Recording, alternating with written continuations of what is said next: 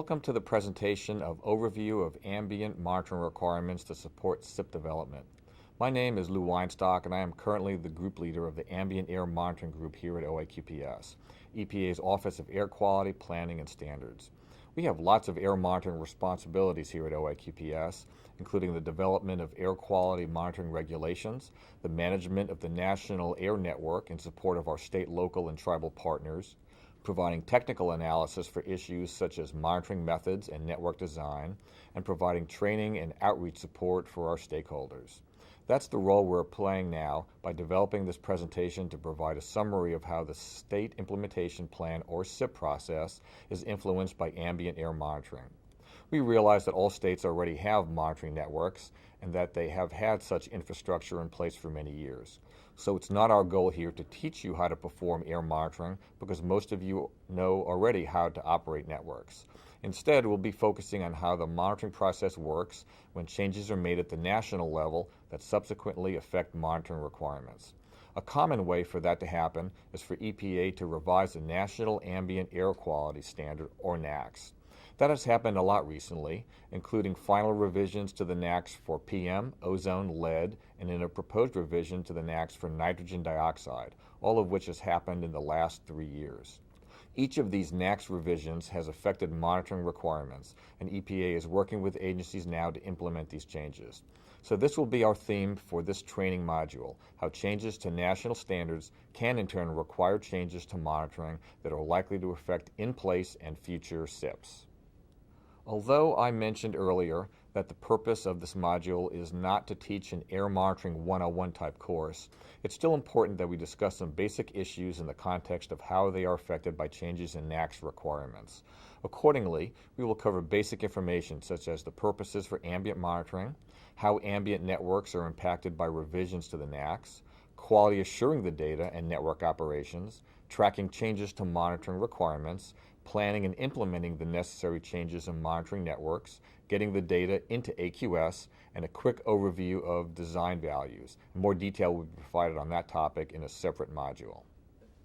The National Ambient Monitoring Network, primarily operated by state, local, and tribal partners, supports many purposes or objectives that include providing air quality data in a timely manner, for example, through the Air Quality Index, supporting compliance with the National Ambient Air Quality Standards, or NAAQS, supporting air pollution research studies, and validating emissions models and verifying control strategies.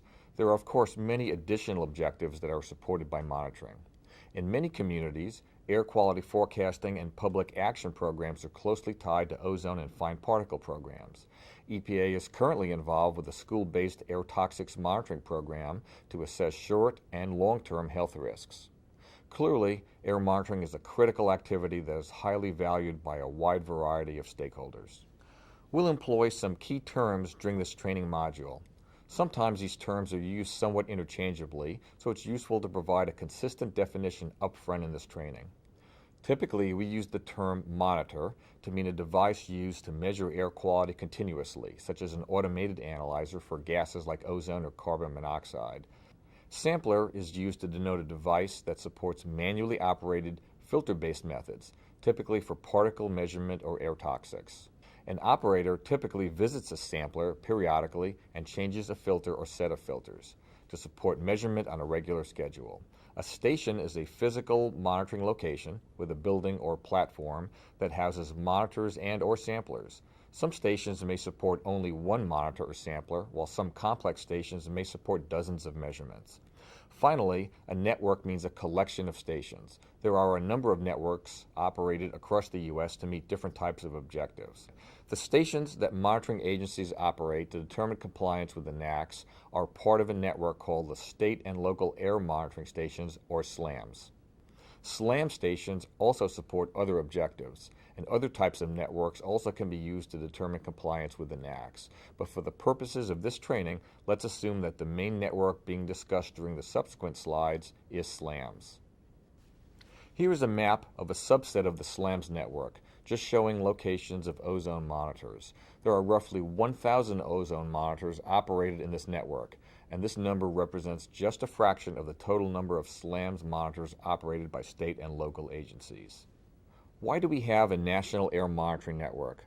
Well, in a specific sense, the requirement to monitor is spelled out in Section 319 of the Clean Air Act, which requires an air quality monitoring system throughout the United States to meet multiple objectives and provide for record keeping with respect to such monitoring data and for periodic analysis and reporting to the general public by the administrator with respect to the air quality based upon such data. You'll note these general objectives are similar to what has been mentioned before. The Code of Federal Regulations, or CFR, contains all the additional details about what is required for monitoring in support of the NAAQS and all additional objectives. The Clean Air Act provides the higher level statutory basis for air monitoring, and the CFR fills in the rest. Specifically, 40 CFR Part 50 is what we call the home of the NAAQS. That's where you will find, in relatively brief text, what the actual standards are in terms of level, form, and averaging time. Appendices to Part 50, which are far more detailed, include the specifics about associated federal reference methods and data handling requirements. However, there are even more details important to ambient monitoring programs that are not included in Part 50. Where do we find them? The answer is 40 CFR Parts 53 and 58. These parts of Title 40 include the regulations that cover most of the issues that concern state and local monitoring agencies. Issues such as method approvals, sampling frequency, network design, annual plans and network assessments, monitor location and probe siting, quality assurance, and data reporting. In this module, we'll focus on how each of these requirements comes into play when EPA finalizes a revision to the NAAQS. For our module case study, we will use the revision to the lead NAAQS that was finalized during October 2008. In this revision, EPA substantially strengthened the primary health-based standard from a level of 1.5 micrograms per cubic meter to a level of 0.15 micrograms per cubic meter, retaining the indicator as TSB, or total suspended particles. This revision was the first such revision to the lead standard in 30 years. Accordingly, a whole host of ambient monitoring challenges were associated with this decision. Therefore, this example provides an excellent illustration of how NAAQS revisions can affect monitoring requirements. So, what monitoring requirements needed to be revised to support the lead NAAQS decision? Many aspects, including revisions to sampling analytical methods, the establishment of more sites, since the lead network had become much smaller over the years, the review of sampling frequency and schedule, since the lead is a manual filter-based method. New quality assurance requirements were also needed. States needed to follow regulations to implement the expanded network, and finally, all the network changes needed to be communicated to the public and then to EPA. Let's walk through all these issues in the next few slides. One important point regarding methods is that all monitoring that is intended to be used for comparison to the NAAQS must be EPA approved. There are several options for EPA approval, including federal reference methods that are spelled out in an appendix to 40 CFR Part 50, federal equivalent methods that are approved according to the requirements of 40 CFR Part 53, and approved regional methods, which are specific to PM 2.5 as outlined in 40 CFR Part 58. The actual use of either an FRM or FEM differs by pollutant for technical and practical reasons. For example, most monitoring that occurs for PM 2.5 actually uses the FRM described in Appendix L to Part 50, while all monitoring for sulfur dioxide uses FEMs due to changes in technology that have occurred over time. Several specific method issues arose with the revision to the lead NAAQS. The actual sampling method, called the high-volume method, was quite dated and was known to have several shortcomings, including uncertainty introduced by the effects of variable wind speed and direction during the sampling period. The actual analytical procedure for quantifying how much lead was captured on the filter by the high-volume sampler also was dated, having been supplanted by newer techniques and equipment.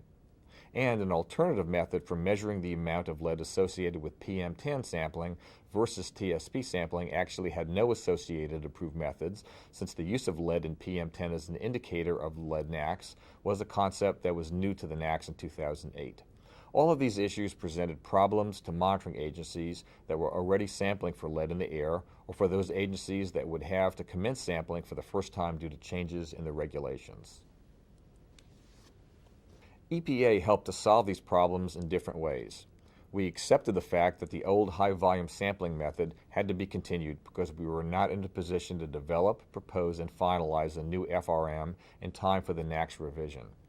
At the same time, we've encouraged ORD to continue researching how to replace the high vol with a more modern sampling technique that would have an omnidirectional head. In other words, be more insensitive to wind effects. We allowed the continued use of already approved FEMs for lead and TSB while working to expedite the development and promulgation of newer methods and utilize more modern analytical equipment and also use more generic methods. Those efforts are ongoing and should be finalized sometime in 2010 or 2011. Finally, we have developed a transition plan for states to follow as they ultimately move from older FEMs to the new FRM or FEMs, providing a reasonable period of time for laboratories to adopt and perfect their use of new methods. So when should monitoring agencies pay closest attention to method issues? The most important time is when some aspect of the NAAQS has changed very significantly, such as the dramatic tightening of the lead NAAQS that occurred in 2008, or if another element has changed, for example, a proposed change in NAAQS averaging time that might dictate a corresponding shift from a manual filter-based method to an automated continuous method. Another big factor to consider is a change in the actual indicator. This is a rare occurrence, but has happened several times over the past 25 years in the PM program, which shifts to a coarse particle, PM10, and fine particle, PM2.5 indicator. Method issues will also come into play as our control programs successfully lead to reductions in the levels of criteria pollutants. As ambient levels for these pollutants decrease, sometimes ambient methods must be revised or changed to assure adequate sensitivity at the now lower ambient levels. This shift has occurred to support a new multi-pollutant monitoring program being implemented by EPA, the NCOR program, in which trace-level versions of approved FRM and FEM monitors are being deployed to track the long-term trends of pollutants such as sulfur dioxide, nitrogen oxides, and carbon monoxide that have decreased over time. We use the term network design to describe the various decisions and actions that must be accomplished to plan and implement a network of stations to support various objectives. The minimum monitoring requirements that are described in Appendix D provide the minimum required framework that EPA believes is necessary to support the assessment of criteria pollutants. These requirements include the basic number of sites that are needed in areas based on factors including ambient concentration and area population, the articulation of key objectives that should be met in addition to assessing compliance with the NAAQS, for example, regional transport or modeling support, what types of areas that monitors should be cited to represent, a concept also known as spatial scale, and the requirement that locations of maximum concentration must always be represented by required monitors.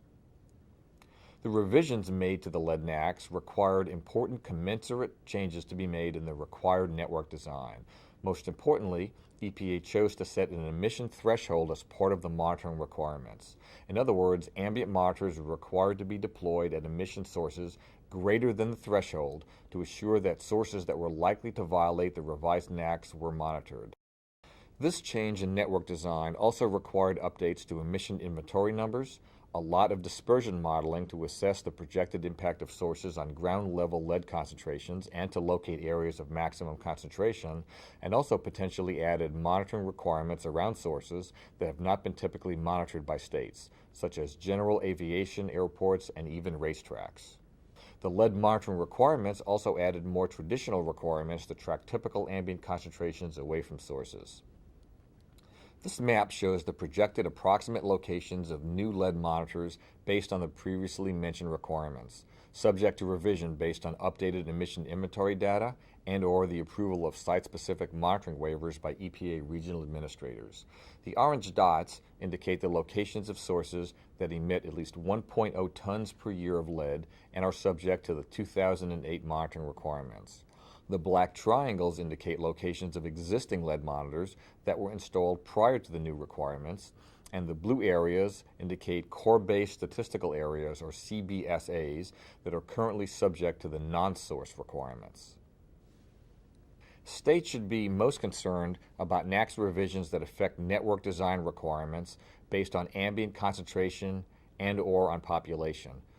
For example, when the level of the 8-hour ozone NAAQS was revised from 0.8 ppm to 0.075 ppm in 2008, minimum monitoring requirements that were based on an area's comparison to 85% of the NAAQS were effectively changed with the NAAQS revision, and more monitors were then required in areas with a lower design value since the NAAQS level itself was decreased. Other network changes that may occur include requiring monitors in smaller urban areas than were previously required, and requiring monitors in rural areas, or requiring monitors based on new or revised thresholds.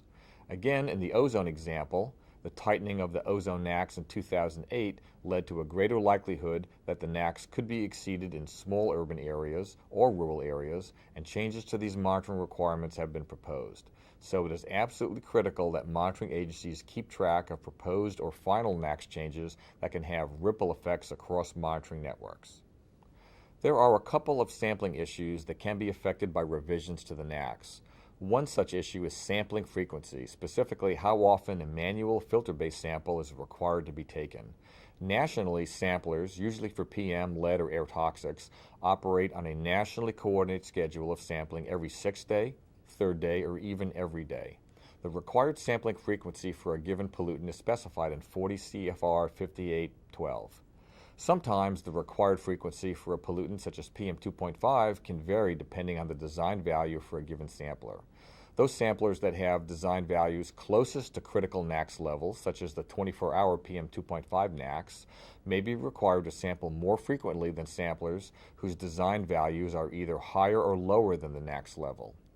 This practice can serve to reduce statistical bias with certain forms of the NAAQS.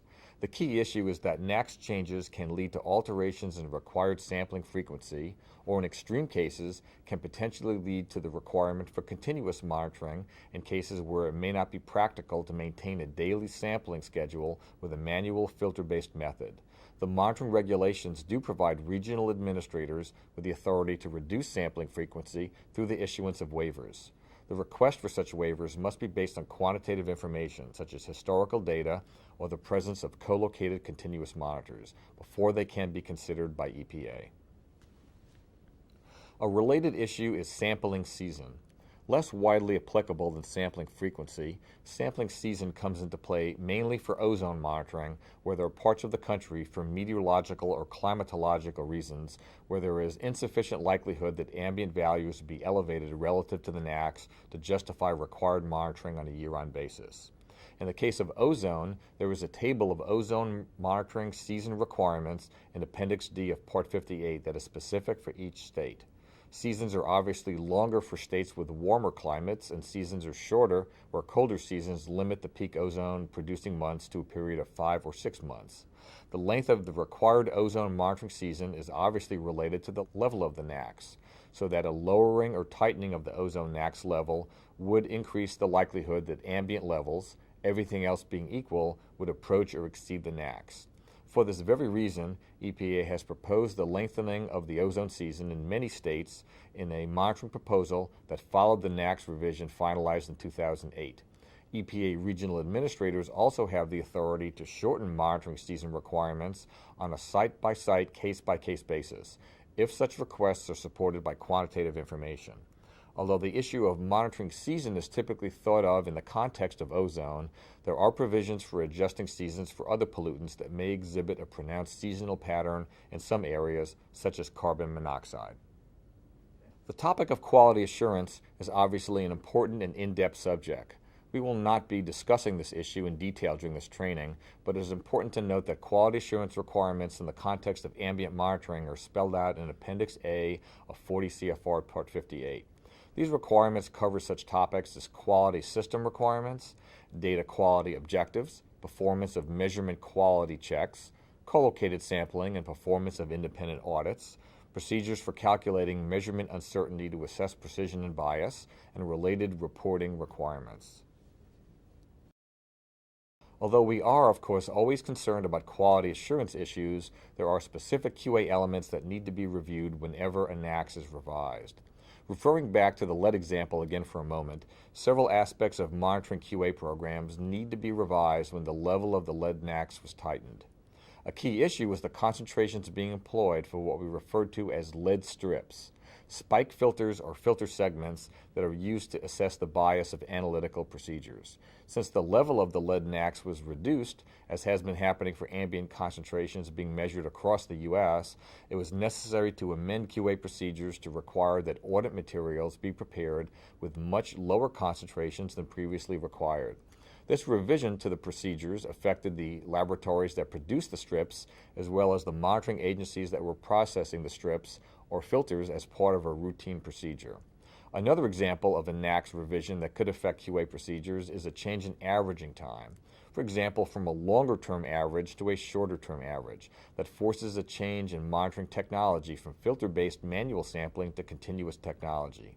And of course, a change in the NACS indicator would have to be reflected in a corresponding change to QA procedures. In this training, we have talked a lot about the potential effect of revisions to the NACS on monitoring requirements.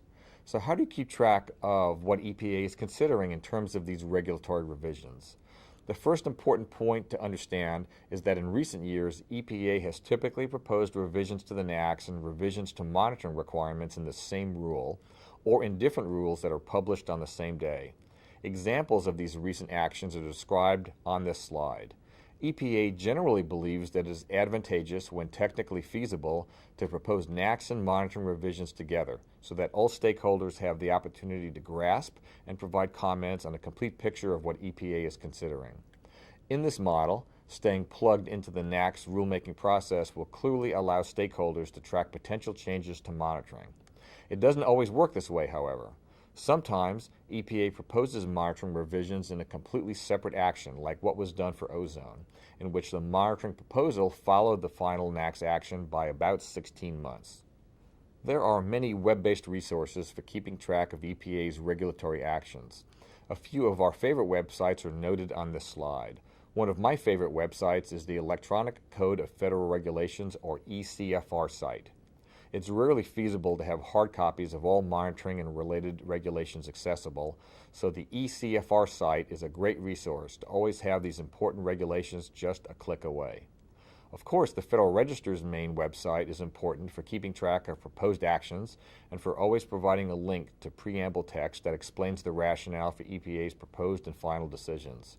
This list is certainly not meant to be exhaustive, and many of you probably have other favorite sites that accomplish the same function. We have spent a lot of time discussing how NACS revisions can lead potentially to changes in monitoring requirements. However, once the public comments are read and a rule with monitoring implications is finalized, it's time to start thinking about the implementation of these revised requirements. In truth, the implementation issues associated with proposed revisions to monitoring requirements are always fully discussed and considered during the rulemaking process. A key issue is always the consideration of how quickly can states be expected to deploy new monitors that may be required to support NACS revisions. EPA, often in discussion with monitoring agencies, attempts to balance the logistical hurdles associated with changes to monitoring rules with the need to get new monitors deployed as fast as possible. Some of these steps are listed on this slide, and they include performing technical reviews of final revisions and evaluating existing monitoring resources, identifying locations for new or relocated stations and obtaining permission for their use, identifying sources of funding including federal or state resources, obtaining new monitors, samplers, or shelters, revising analytical methods if necessary, and updating standard operating procedures and quality assurance documents. Recognizing the many steps that are needed to deploy new monitors or samplers, EPA typically allows at least 1 year from the publication date of a final rule before requiring that the monitoring revisions be fully implemented. Additionally, rule deadlines are often coordinated with January 1st of each year to provide some coordination for changes to network requirements and also to be mindful of data completeness issues. In the lead example that we have referred to repeatedly in this module, NACS and monitoring revisions were promulgated on November 12, 2008. The deadline for initial monitoring was established as January 1st, 2010. Monitoring deadlines are sometimes staggered over 2 years to lessen burden on monitoring agencies. The downside of such staggered schedules is that newly required monitors will not be deployed in time to provide complete data, typically 3 years, for an initial round of designations following a NAAQS revision. Although we are focusing on monitoring issues in this training, this slide provides a more overall timeline for how various implementation deadlines are affected by a revision to the NAAQS. In this example, the final rule for the lead NAAQS was signed on October 15, 2008, and state designations for recommendations to EPA for non-attainment areas was due no later than October 2009. The monitoring network required that half of the required sites be operational by January 1, 2010, and the additional required sites operational by January 1, 2011. Final designations were due by an effective date of January 1, 2012, and attainment demonstration SIPs were due in June 2013, with an attainment date finally of January 2017. In the 2006 revisions to ambient monitoring regulations, EPA created the annual monitoring network plan process to provide consistency in how states were communicating with the public as well as EPA about their monitoring networks, and in particular, what changes were being planned for their networks. 40 CFR Part 5810 lists all the requirements for documenting an existing monitoring network and any proposed changes that may be due to revisions of the NAAQS or for any other purpose. These requirements include that the draft plan must be made available for public inspection for at least 30 days prior to submission to EPA, that the EPA regional administrator has 120 days to review and approve any plans containing network modifications, and that the plan is always due to EPA by July 1st of each year. Plan elements that are required to support NAAQS revisions will typically have specific due dates, for example, July 1st, 2009 for source-oriented lead monitors. Plans are typically required 6 months before the actual monitors are to be deployed to provide a period of time for discussion and oversight that typically occurs between states and EPA regional offices. In addition to the annual monitoring network plan, 40 CFR 5810 also requires a network assessment every 5 years. This is a new requirement that was also promulgated during the 2006 monitoring regulation revision process. The assessment is expected to be a more in-depth review of the adequacy of a state's network compared to the annual plan. EPA expects, and in some cases the regulation requires, that states will use more advanced tools to review spatial and temporal trends in ambient data, that states will evaluate new technologies that could be deployed in the network, that the exposure of sensitive individuals to air pollutants will be assessed, and the issue of whether key health studies are relying on any monitoring sites being proposed for discontinuing or relocation. The first network assessment is due from states to EPA regional offices on July 1st, 2010. We expect that network assessment process to be a particularly powerful tool to support monitoring network changes that are needed to respond to the rapidly changing pace of NAAQS revisions. Of course, monitoring data cannot be utilized until it is reported. EPA requires that ambient data from SLAM's monitors be reported to the national database called the Air Quality System, or AQS. In fact, all SLAM's ambient data and quality assurance data must be reported to AQS on a quarterly schedule within 90 days after the end of the quarterly reporting period, according to 40 CFR 5816. Additionally, each year states are required to certify their data. 40 CFR 5815 requires a data certification letter from the senior air pollution official attesting that the previous calendar year of data are accurate and complete, taking into account QA findings. The deadline for the certification letter has been July 1st of each year, but the deadline moves up 2 months to May 1st, beginning in 2010 for calendar year 2009 ambient data. The certification process is intended to demonstrate to stakeholders that data have undergone final edits. EPA typically waits for data to be certified before the issuance of the final design values used for determining attainment of the NAAQS. A few brief words about design values. The design value for a monitoring site is the summary concentration value that gets compared to the bright line level of a particular NAAQS to make the pass-fail determination. The design value for an area is generally the highest design value among all the monitors or samplers. The design value is calculated in a statistical manner that is consistent with the key parts of the NAAQS indicator. For example, ozone or PM10, averaging period, such as a 1 hour or 3 month average, and statistical form, such as the 98th percentile reading or the 3-year average of 4th highest daily maximum 8-hour concentration. Taken together, indicator, averaging period, form, and design value leads to the end product ambient concentration that is the basis of NACS decisions. There are detailed instructions for the more complicated NACS contained in various appendices in 40 CFR Part 50. Examples are provided on this slide. Design values are calculated by EPA each year for informational purposes, whether EPA is actually making an official determination of NACS compliance or not. Please view the NACS Design Value Training module for more information on this important topic. For more information on a wide variety of ambient monitoring topics, we invite you to visit the OAQPS Ambient Monitoring Technical Information Center website.